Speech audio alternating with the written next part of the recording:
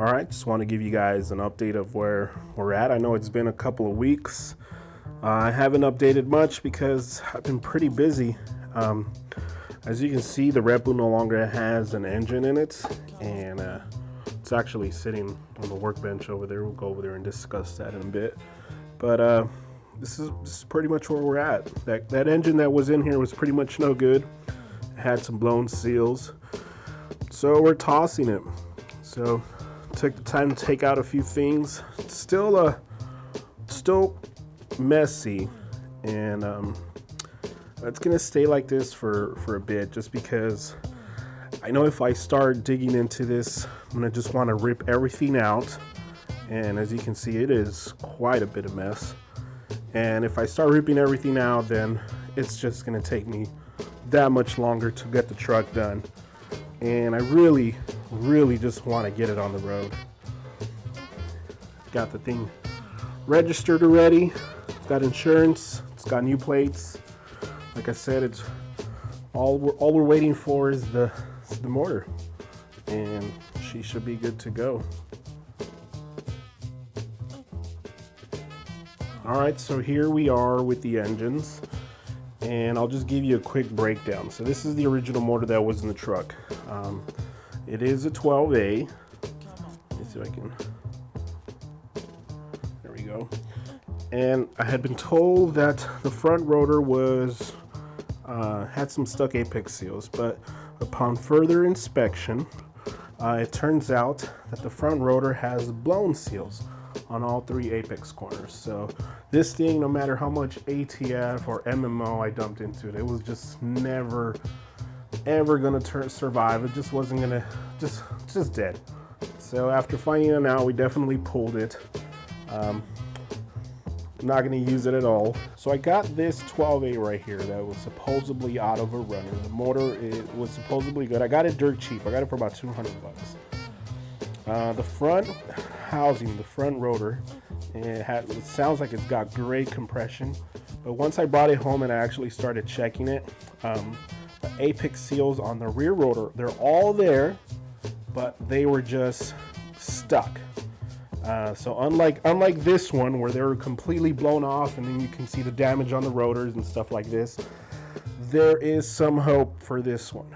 So I've been spraying some MMO in there and using some tools to try to free up the apex seals, and it looks like it's working. I've got one apex seal completely moving free, 100%, just like the front ones. And the other two are starting to come along. They're moving a little bit, just a tiny bit, but they're moving a little bit. So like I said, every day I leave them soaked. I've been pouring some MMO in there and they soak overnight.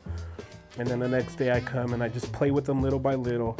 And I'm hoping that once we throw it on and we actually turn the truck on, that, you know, the centrifugal force of the engine will just take care of the rest, and we'll have a working engine.